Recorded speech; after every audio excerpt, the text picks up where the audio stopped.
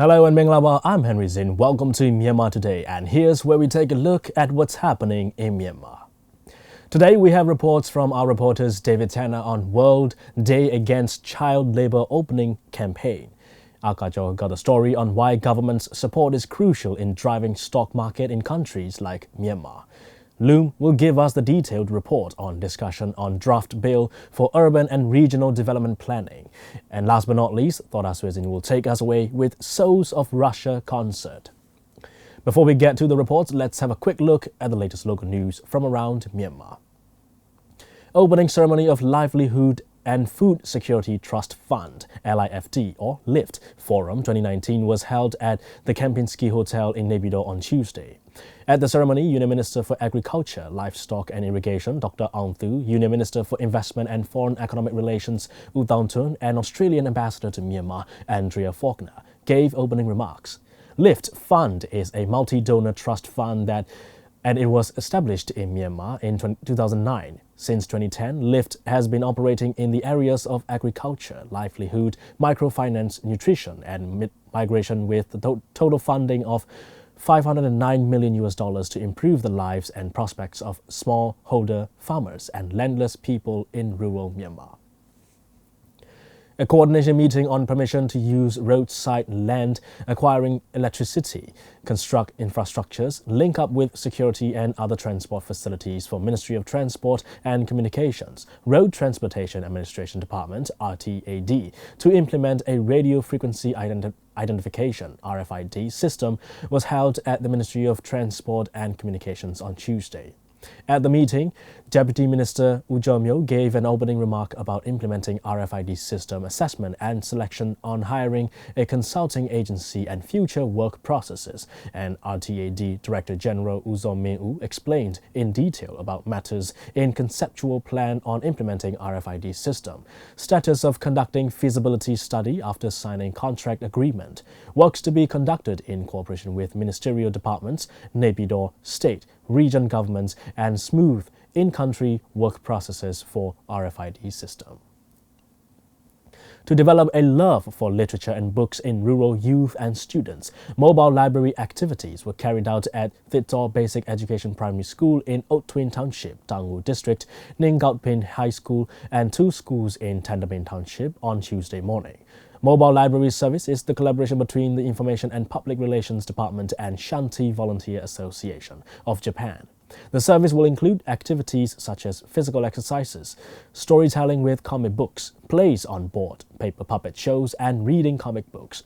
They will also let each school take out 100 books monthly. The service had already been carried out in Tangwu and Yedashe townships on Monday and will be carried out in two basic education schools in Pyu and Jiaoji townships.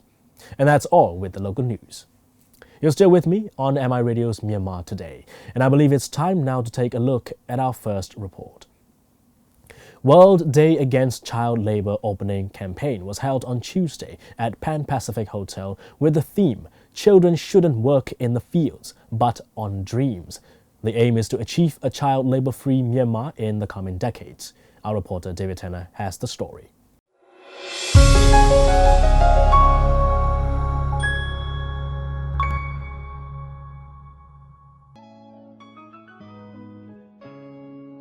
World Day Against Child Labour (WDACL) is celebrated worldwide annually on 12 June to call attention to the global child labour challenges and to drive collective action and interventions that aims at ending all forms of child labour by 2025. For that detail of it, we'll be hearing out from International Labour Organization ILO's liaison officer in Myanmar, Mr. Rory Magovin.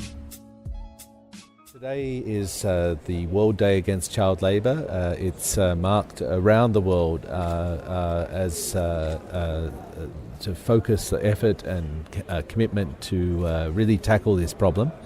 Myanmar is not unique. Globally, we think there are about 150 million children working. Here in Myanmar, we estimate about 600,000 children working in very hazardous conditions, affect their safety, their health. As we've heard, the theme of 2019 is children shouldn't work in fields, but on their dreams.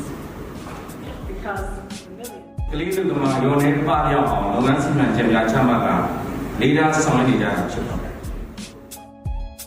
And it's appointed a high-level national committee chaired by Vice President to really give political leadership. So I think we're really seeing the beginning of a new action in Myanmar. The important thing is that government works together with trade unions, with the business community, with the civil society, with the development partners, and ultimately with families and communities and schools and all of the people who are face-to-face with children to prevent children coming into work.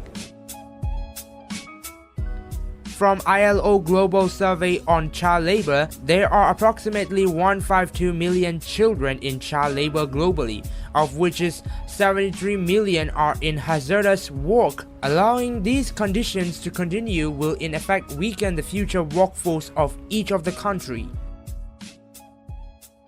Myanmar has set a minimum age of 14 years for children to work.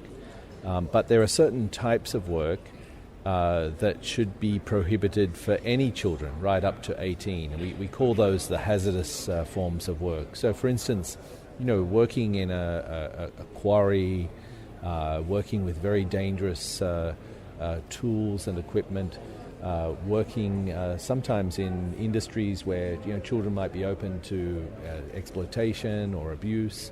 The areas where it really impacts on the child's education, on their safety, on their health, and on their moral well-being. These are really the prohibited forms of child labour, and I think this is where the energy and attention needs to be put.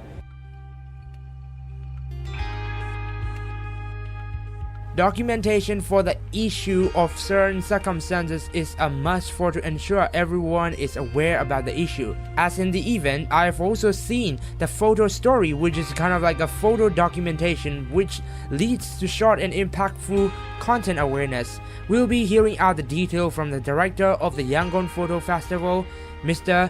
Christophe Lovini. Well, I think first we need two things. One is to train people, like you actually, the young generation, to latest techniques of documentary and journalism. So we've been doing that for the last 12 years. And some of those who started with us now are like international reporters and trainers together with me. And the second thing is what we produce during our training. It becomes these short documentaries are a very powerful tool to create awareness about the most important issues, human rights, social issues, just like child labor, environmental issues also, which are very important.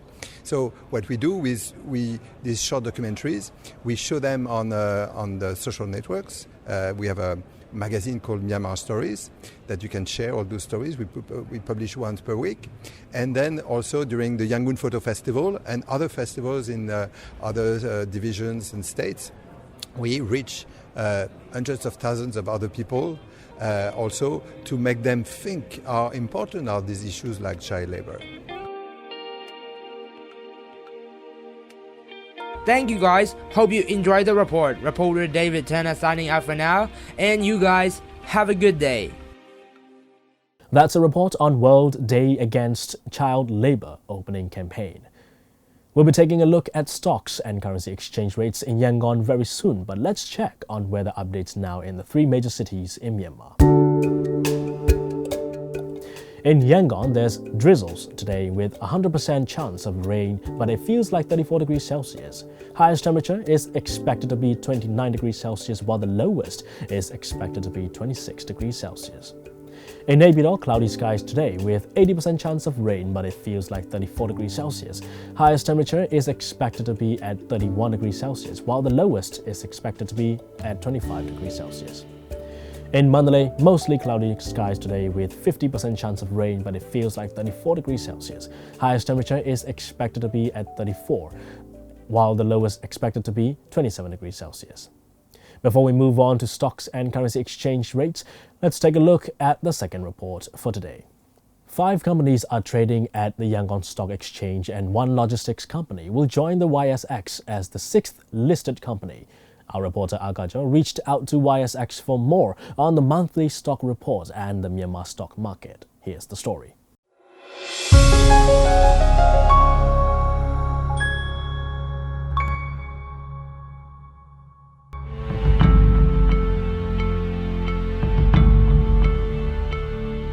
Utatong U, Executive Senior Manager of the Yangon Stock Exchange, said the stock market in countries with firm government support booms, and so the government support is needed to drive the Myanmar stock market. The Asha Ma no stock exchange Punju the Manya Lila line on and Soya the Kew, no General Tete when Bawemu, she exchange da Almian no Ero Kames Boom Bawan General Almimu Miashinema, Ero Gama Senate Jabo, no culture look women, you don't know women, so no Genozigo If we learn from the stock market in Asia and Southeast Asia, we could see that government support is paramount in helping bring the exchange thrive.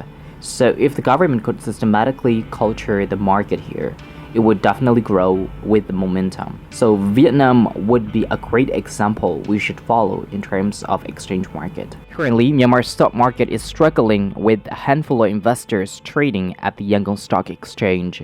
Yangon Stock Exchange YSX was officially established in December 9, 2015, and the stock trading began in March 2016. YSX is currently trading the stock shares of the 5 companies, namely First Myanmar Investment Public Company, Myanmar Dilwa Azizat Holdings, Myanmar Citizens Bank, First Private Bank, and TMH Telecom Public Company Limited. Lame High Shiba. Adigaro di Guna Special Task Book at Song Bilelo, 7 Zabiro, Piensiner Community Shiba. Erodare, Nautato, Shiba, Yidogaro Segum Makashiba, or Dameturi Alama, the timeline about not to Ani Jarabo. Honey, not at the nature Jolo, change you home, no, I call out my general during the Senate. About 10 more companies show interest and they're going through the procedures to become listed companies.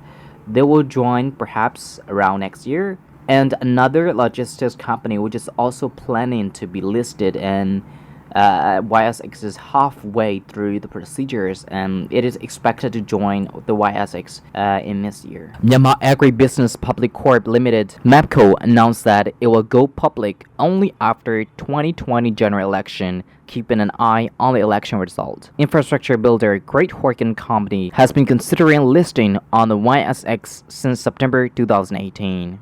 The company seeking a listing monitors the things such as the trading of foreign investors on the YSX. Commission in Thana, Central Bank, Attorney General Office to Biambiro the Rory, or DVJ Biambiro, Tenalucha, the notification to allow foreign investors to trade at the Yangon Stock Exchange has been under scrutiny, and it is delayed since Central Bank and the Union Attorney General Office are currently considering the notification before it's out, and we will announce as soon as it's out. Myanmar stock market is currently running with individual investors without established institutional investors, leaving the stock market inactive. May 2019 saw a total of 700,000 shares traded. The Myanmar Stock Price Index, or MYANPIX, closed as 463 after June 10th, up 1.36 from the usual baseline. YSX and government also launched a new task force funded by the Japan International Cooperation Agency, JICA, with the mandate of promoting listings and helping the country's companies see the benefits of joining the YSX. This is Agajo reporting for Myanmar International Radio. That's the report on why government support is crucial in driving stock market in countries like Myanmar. All right, let's now take a quick look at the currency rates from Myanmar's central bank. $1 is at 1,533 kyats. 1 Chinese renminbi is at 221 kyats. 1 euro is at 1,734 kyats. 1 pound sterling is at 1,948 kyats. 1 Singapore dollar is at 1,123 kyats. 1 Malaysian ringgit is at 368 kyats. 1 Thai baht is at 48 kyats, and the Indian rupee is at 22 kyats. Gold is trading at $1,330. Silver is at $14 and Brent crude oil is at $61. On the Yangon Stock Exchange, FMI is down 500 at 11,500. MTSH is at 3,300. MCB is at 7,900. FPB is up 500 at 24,500. TMH is up 50 at 3,100. And that's all on currency rates and Yangon Stock Exchange for today. This is Myanmar Today, broadcasting live from Myanmar International Radio. You can visit our website at miradio.com.mm and listen to our radio programs live on the website. Great music, great shows, keeping you entertained. And if you're on FM, catch us on 96.1 FM in Yangon, 96.5 in Mandalay, and 96.7 in Naypyidaw. Or better yet, download MI Radio app on both iOS and Android devices, so MI Radio is with you wherever you go. Moving on to third report. On Sunday, Yangon School of Political Sciences organized a discussion on the draft bill for urban and regional development planning. Through the discussion, it was hoped that experts' views on the draft bill would be submitted to Luto for policy implementation. Our reporter Loom's got the details.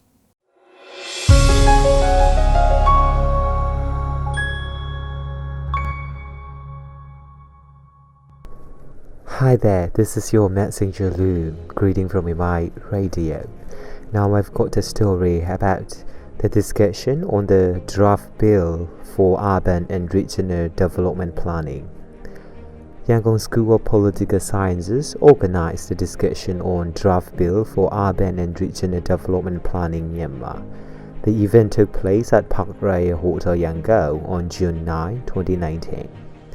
The discussion was joined by U Tin Myai, Deputy Director, retired of Department of Urban and Housing Development, Ministry of Construction, U Do Aung, Deputy Director of Urban and Planning, Yangon City Development Committee, U Aung Khan, Executive Director of Urbanized Policy Institute for Urban and Regional Planning, and U Aung Tun, researcher. Yangon School of Political Sciences has been organizing this kind of political talk on a wide range of topics. This time, they invited different personnel from different backgrounds and stakeholders to share their thoughts on urban and regional development planning draft bill. ဟုတ်ကဲ့ကျွန်တော်ကမျိုးအောင်ထွေပါရန်ကုန်နိုင်ငံရေးသိပ္ပံကျောင်းမှာကျွန်တော် project manager အနေနဲ့တာဝန်ထမ်းဆောင်နေပါတယ်ဒီခန္ဓာကဒါဥပဒေချမ်းနေနဲ့ပတ်သက်တာဆွေးနွေးတဲ့ခန္ဓာပေါ့နော်ကျွန်တော်ရန်ကုန်နိုင်ငံရေးသိပ္ပံကျောင်းကဒီလွှတ်တော်မှာတင်သွင်းတဲ့ပေါ့နော်လွှတ်တော်မှာတင်သွင်းဆွေးနွေးတဲ့ဥပဒေချမ်းနေနဲ့ပတ်သက်တဲ့ပတ်သက်ပြီးတော့ပေါ့နော်ဥပဒေချမ်းနေတဲ့ကမှဘယ်လိုပြောမလဲပြည်သူနဲ့ပို့ပြီးတော့အရေးပါတဲ့ပြည်သူတွေတော့ပို့ပြီးတော့ impact ပို့ကြီးတဲ့ဒီတက်ရောက်မှုပို့ကြီးတဲ့ဥပဒေချမ်းတွေကိုကျွန်တော်တို့ကဒီပညာရှင်တွေတက်ဆိုင်ပညာရှင်တွေပြီးတော့ဥပဒေပညာရှင်တွေပြီးတော့ဒီကဏ္ဍအလိုက်ပေါ့နော်ဟိုအကျိုးခံစားဝင်ရှိသူ stakeholder လို့ခေါ်မှာပေါ့သူတို့ကိုခေါ်ပြီးတော့ကျွန်တော်တို့ကသူတို့ရဲ့အမြင်တွေဒီဥပဒေပေါ်မှာအမြင်တွေသူတို့ရဲ့ဒီဥပဒေချမ်းဆိုင်ရာသုံးသပ်ချက်တွေကိုကျွန်တော်တို့ကပြန်ပြီးဆွေးနွေးတဲ့ဝိုင်းနေလောက်တာပါ U Aung Khan, Executive Director of Urbanized Policy Institute for Urban and Regional Planning, shared his personal feedback on the discussion. Thank you so much for this wonderful opportunity to share my thoughts and feedback on today's event on the discussion for submitting a draft bill for urban and regional planning and development. My name is Aung Khan, and I recently participated in the YCDC elections of 2019, the first municipal elections with universal suffrage. I'm today here sharing on behalf of the urban expert community and as a technician on urban planning, specifically because this is a very technical issue to discuss here. One of the projects, of course, is really getting the feedback of people and having many voices and many stakeholders share what is a very sensitive and very important bill for the future of development of Myanmar. One of the discussants, U Tin Myai, also expressed that balanced development is the main priority when doing the draft bill for urban and regional development planning. On the other hand, the community is very important, especially in the housing sector.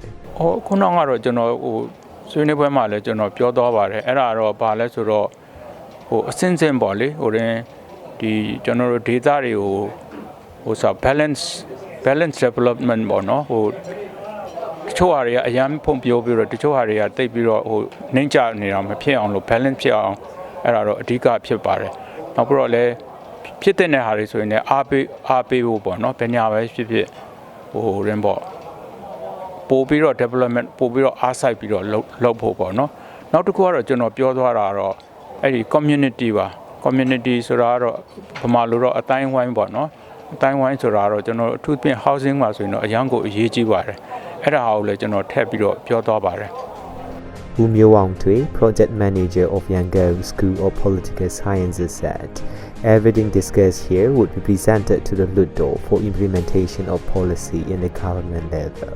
ဒီနေ့ဆိုရင်ဒါမျိုးပြတဲ့ဒေတာဖွံ့ဖြိုးမှုဥပဒေချမ်းဆွေးနွေးပွဲဆိုပြီးတော့ကျင်းပတယ်ပြီးတော့တပ်ဆိုင်ရာပုံကိုယ်တွေကိုဖိတ်ပြီးတော့သူတို့ပြောတဲ့အတန်တွေကိုကျွန်တော်တို့ကဒါကိုကျွန်တော်တို့ကဟိုယူသွားမှာပါယူသွားပြီးတော့ကျွန်တော်တို့ပညာရှင်တွေနဲ့ထပ်ပြီးတော့ဟို consultant တွေရှိပါတယ်ကျွန်တော်တို့စီမှာပညာရှင်တွေရဲ့ပြီးရကရပ်ဖက်လူဖွဲ့စည်းရာပုံကိုယ်တွေထိုင်ပြီးတော့တတ်ထိုင်ပြီးတော့ကျွန်တော်တို့ဟို3 column recommendation ဆိုတာကျွန်တော်ဆွဲပါမယ်ဆွဲပြီးလို့ဆိုရှင်အဲ့ဒါကိုလွှတ်တော်မှာသွားပြီးတော့ပြန်လည်ဆွေးနွေးမှာပါအဲ့လိုအစီအစဉ်လုပ်ပါတယ် So by empowering these local authorities with the development, with the tools for development, I think we can strive for better change in Myanmar and better effective change that is not taking too long and that is rather in the interest of the local voices and local authorities. Alright, that's all I have for now. Goodbye until next story. I am yours, Lou. That's a report on discussion on draft bill for urban and regional development planning. Well, don't go anywhere because we still got one last report for you from our reporter, DJ Zin. As part of Myanmar Music Festival program, a concert called Souls of Russia was held at Yangon City Hall on Sunday. 4 musicians from different countries performed the classical pieces of famous Russian composers. Here's the story.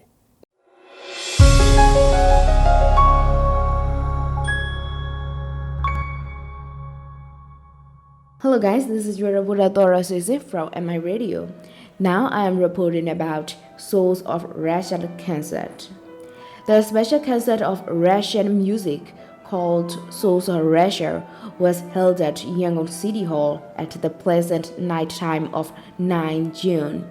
In the concert, 4 musicians from different countries performed together the special pieces of Russian classical music by famous composers.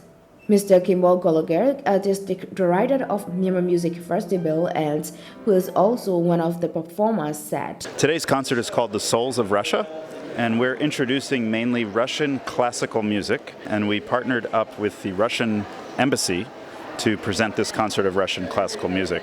And so we presented a lot of pretty famous classical Russian composers that, like some musicians in Myanmar, I think would know them, but not everyone would know them yet. But they're quite well known for many years. So composers like Khachaturian and Tchaikovsky, Rachmaninoff, Mussorgsky, Scriabin, and this was our idea, and this is what we did.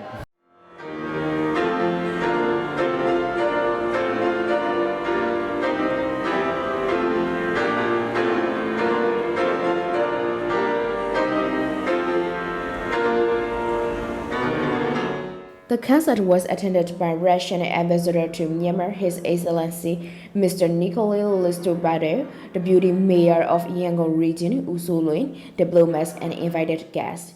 This concert, The Souls of Russia, is the concert of the Russian music, but the performers are international, from Myanmar, from America, from Malaysia, from Taiwan.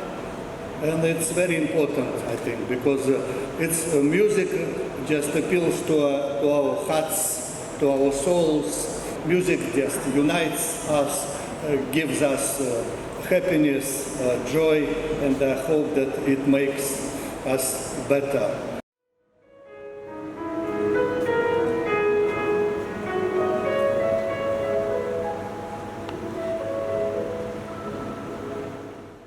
Myanmar Music Festival has been in its 6th season in a row. Assistant director, also a Myanmar pianist, Go Amujo said. Myanmar Music Festival is mostly an annual festival. We have this festival every year in June, but we do have like other like concerts, small concerts organized by Myanmar Music Festival in other months. But usually every year in June we have this big concert. And actually today our Souls of Russia concert is one of the many concerts that we have every year. So we're a festival that focuses on the collaboration between traditional Myanmar musicians and Western classical musicians. Myanmar Music Festival, we kind of have two types of concerts that we do, pretty much. One of them is to introduce like the Western style classical music. The other type is we work with Myanmar musicians and Myanmar youth to do new arrangements of very famous Myanmar melodies and songs and a wide range of different styles of music as well.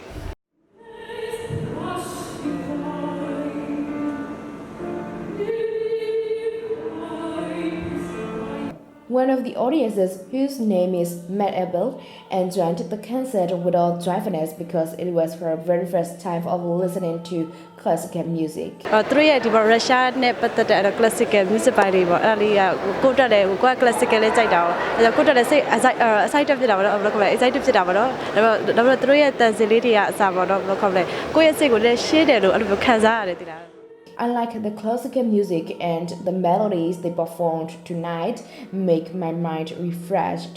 I feel like classical music can make our mind peaceful. We have another one coming up, which is our celebration concert on the 16th of June here at the Yangon City Hall, where we have like lots and lots of performers from all over Myanmar and also many other countries. So it's going to be really exciting.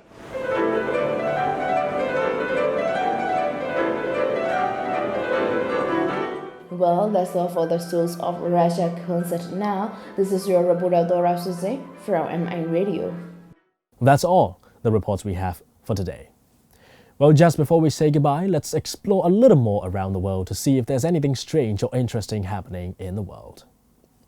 A Scottish cyclist broke a Guinness World Record when she rode her bicycle 18,000 miles around the globe in 124 days. The record-keeping organization announced Jenny Graham earned the record for fastest circumnavigation by bicycle when she finished her journey across Europe, Asia, Australia and North America with a time of 124 days, 11 hours. Graham began her trip at the Brandenburg Gate in Berlin and rode her bike to the far side of China before catching a flight to Perth, Western Australia. She then rode across Australia and New Zealand before flying to Alaska and riding across the state and Canada to Halifax, Nova Scotia. An 11-year-old boy is eating at least 5 meals a day to save his father from leukemia. Lu Zikwan's dad, who was diagnosed 7 years ago, needs a bone marrow transplant. Zikwan from Xinjiang in China is the only match within his family, but needs to put on weight before the procedure can go ahead. Doctors say he needs to weigh at least 45 kilograms before he can become a donor, and the ideal weight is 50 kilograms. When the family was told this, he was only 30 kilograms. Such a noble act, and the love the boy has for his father to donate bone marrow transplant to save him is just heart-touching. Well, that's all with the news and reports on Myanmar Today. You can leave your comments and messages on our Facebook posts and catch Myanmar Today on radio at these hours: 7:30 a.m. to 8 a.m., 1 p.m. to 1:30 p.m., and from 7:30 to 8 in the evening, Monday to Friday. Thank you for being with us on MI Radio's Myanmar Today. I am Henry Zin. We'll be right back here tomorrow at the same time. Bye-bye now.